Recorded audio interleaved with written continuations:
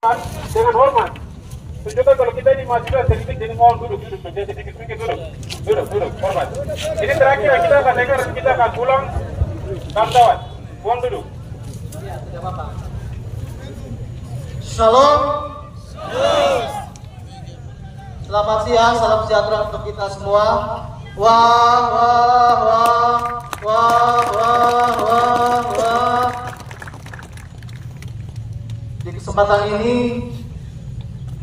atas nama pemerintah Provinsi Papua Pegunungan dan seluruh jajaran mengucapkan terima kasih karena kakak-kakak, adik-adikku semua, ada sebagian juga bapak-bapak, mama-mama telah datang di Honai besar ini, halaman Honai besar Provinsi Papua Pegunungan. Anak akan selalu terima aspirasi apa saja. Karena kakak dorang mungkin lahir tahun 90-an. An juga menjadi ketua senat Visipol UGM SAS Gajah Mada. Juga suka demo. Sama seperti kakak dan adik-adik semua. Dari kesempatan ini adik bangga, An bangga bisa ketemu dengan kakak semua, adik-adik semua untuk membahas masa depan. Bukan hari ini saja, tapi masa depan kita. Kalau tadi kakak dari Pegunungan Bintang sampaikan kita satu, iya kita satu sebagai satu kesatuan budaya. Berapapun nanti tanah ini ada provinsi, ada Honai di sini, tapi orang semua satu budaya, satu kesatuan ekonomi, satu kesatuan budaya, satu kesatuan infrastruktur dan sebagainya. Kalau cuma satu saja rumah ini, maka semua demo di Jayapura, bukan demo di hari ini di sini. Begitu juga dengan kebijakan penerimaan ASN. Demo semua di Jayapura, bukan demo di Honai besar, itu orang punya halaman ini. Adik-adik punya kantor nanti 5 tahun, 10 tahun, 20 tahun, orang semua sudah tidak ada. Kita mungkin sudah meninggal, tapi kakak orang semua adik-adik yang punya kantor besar ini, bukan kita semua. Jadi yang pertama, An tadi mendengar ada aspirasi yang internal, kita punya honorer PNS-PNS yang sudah ada di berbagai kabupaten. Kita pasti akan membahas apa-apa yang sudah ada PNS-PNS dari berbagai kabupaten, untuk baik yang ada penempatan di provinsi dan juga tentu jumlah yang terbatas. Kemudian kedua, kakak dan adik-adik, adalah mutasi yang dibilang 300, tapi hari ini hanya 259 yang masuk di sini. Yang ketiga adalah penerimaan CPNS, jadi pegawai, kakak semua dan adik-adik.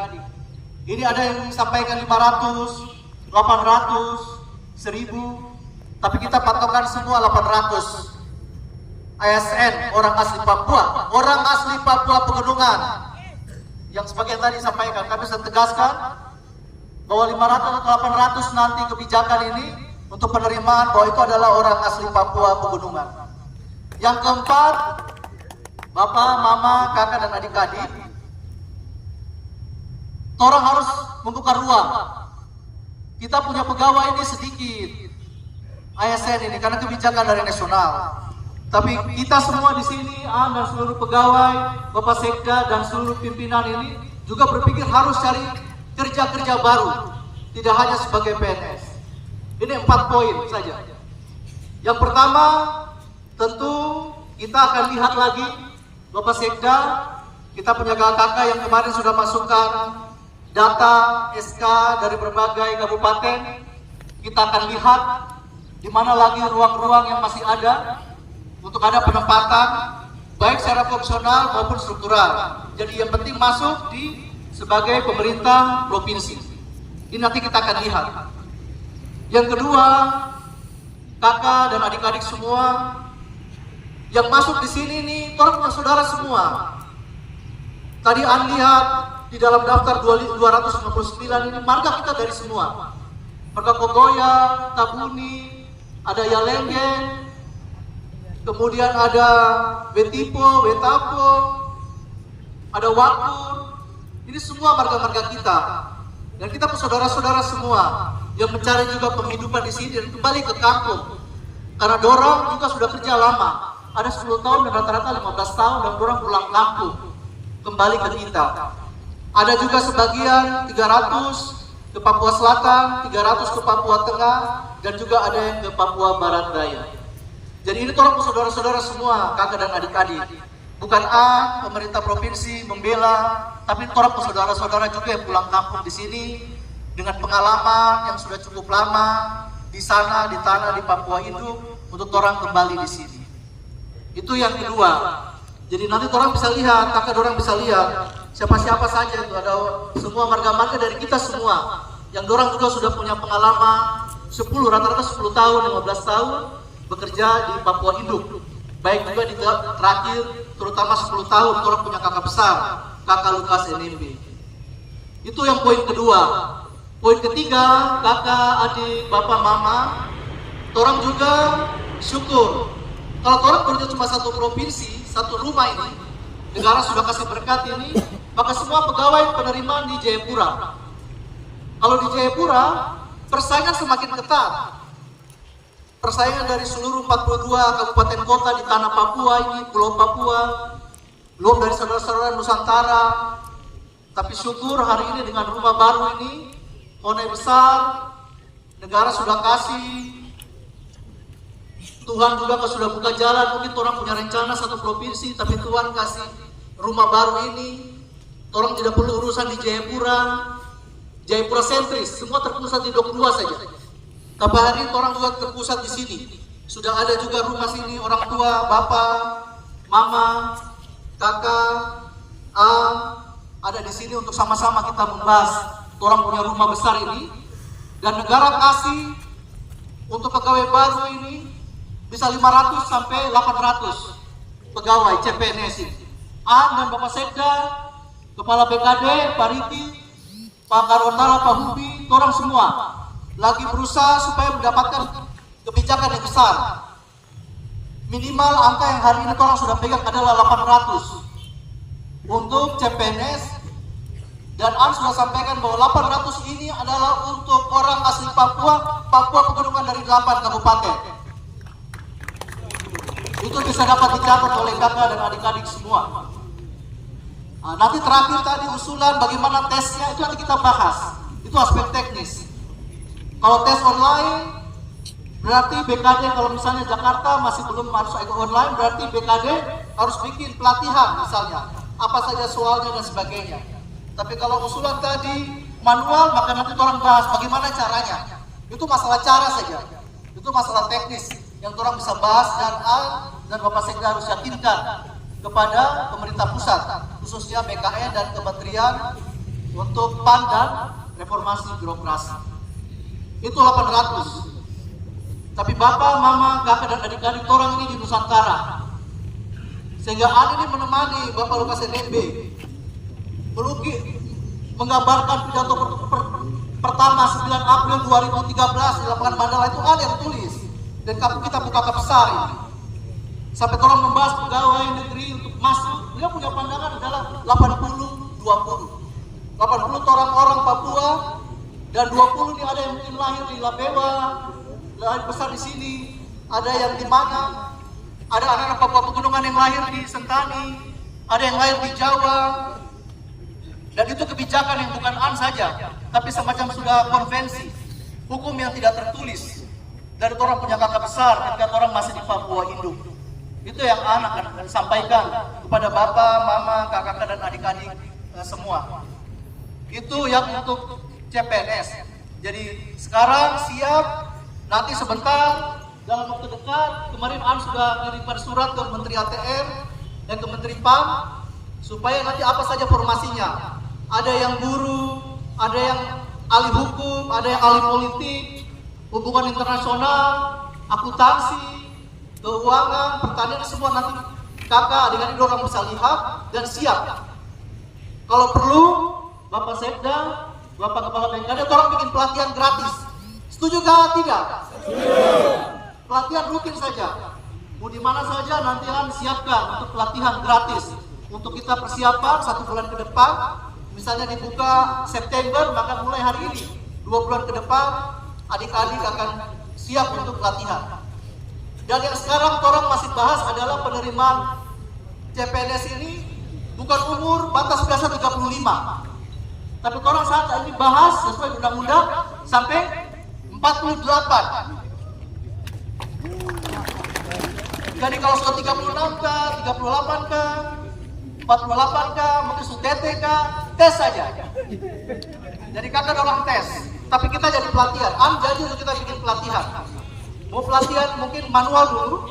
Kalau mau tes online, tapi kita tes manual. Apa saja latihannya dan sebagainya. Itu terakhir, itu poin ketiga.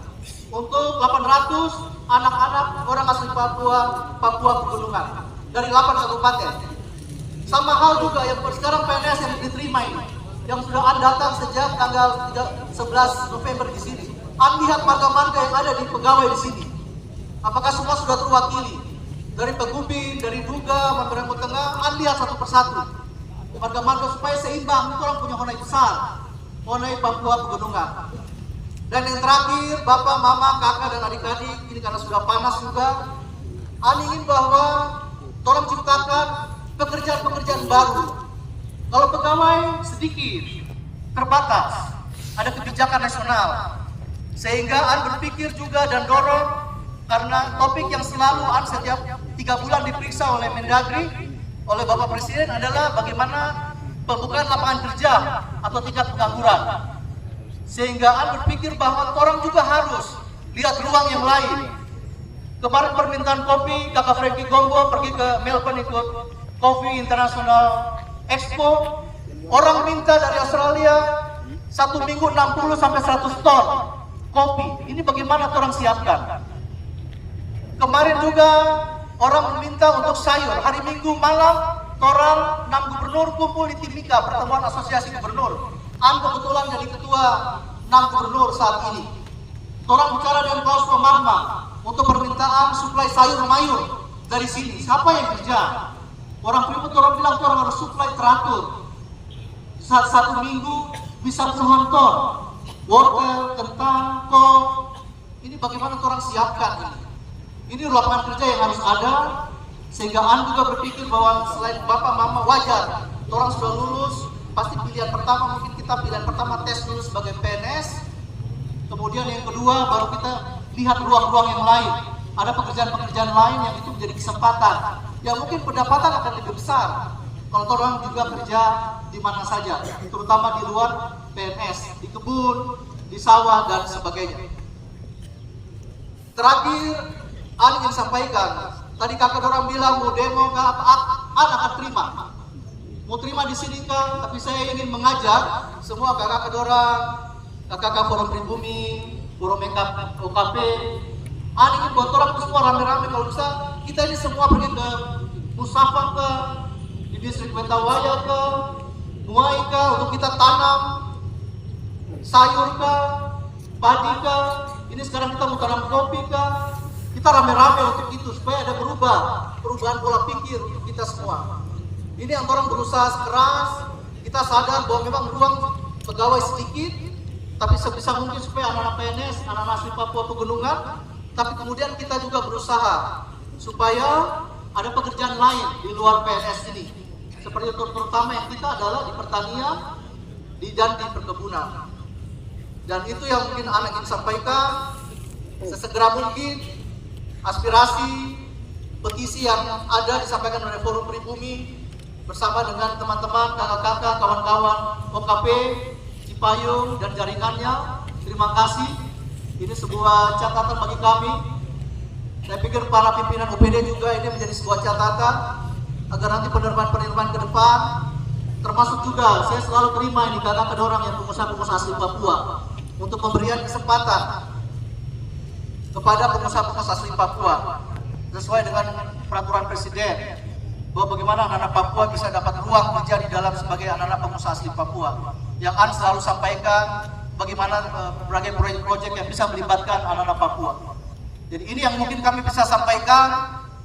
Akan menjadi pegangan bersama petisi ini dari Forum Pribumi, akan bahas langsung hari ini. Setiap hari Senin biasa memang kita bahas untuk sama-sama kita bahas apa yang menjadi petisi ini. Dan ingin kami sampaikan, An juga bukan keluarga dari pegawai, An juga seorang petani. Saat ini kalau bapak, mama, kakak, orang ke Jayapura, ke Angkasa, yang di rumah adalah saudara ada kakak Gombo, kakak Tabuni, orang yang jaga di rumah, di Angkasa selama ini. Sebagai petani anggrek di Angkasa, saya pikir kakak orang tahu kalau kita di Angkasa, keluarga Wanggai, keluarga petani. Kuliah di Jogja pun sama juga, dari hasil petani. Jadi apa yang dirasakan oleh kakak dorang, mama dorang jual sayur, itu juga yang dirasakan oleh An sebagai anak petani, khususnya petani anggrek dan petani palam selama kuliah di Jogja. Jadi kami merasakan apa yang dirasakan oleh kakak, adik-adik dan bapak-bapak dan mama-mama semua. Mungkin demikian dari kami. Kami setelah ini selesai langsung masuk untuk membahas secara khusus Bapak Sekda, Bapak Kepala BKD, Bapak Karhortala, Bapak Hubi, atas sama formasi yang sudah disusun oleh Bapak Hubi, kita akan susun. Kemudian untuk penerimaan, kapan tesnya dan tahapan ini kita akan dapat laporan juga dari Kakak Hubi untuk bagaimana tahapan-tahapan juga dan Kakak Riki ke depan. Kami berharap nanti mulai pelatihan-pelatihan dan sebagainya diberi kesempatan kepada kakak yang baru lulus, mana yang mungkin sudah usia lanjut menjalin 40 dan sebagainya. Kalau kita ada penanganan khusus nanti kita tangani secara khusus yang di luar usia 35 sampai 48. Mungkin demikian dari kami. Mohon maaf sudah menunggu.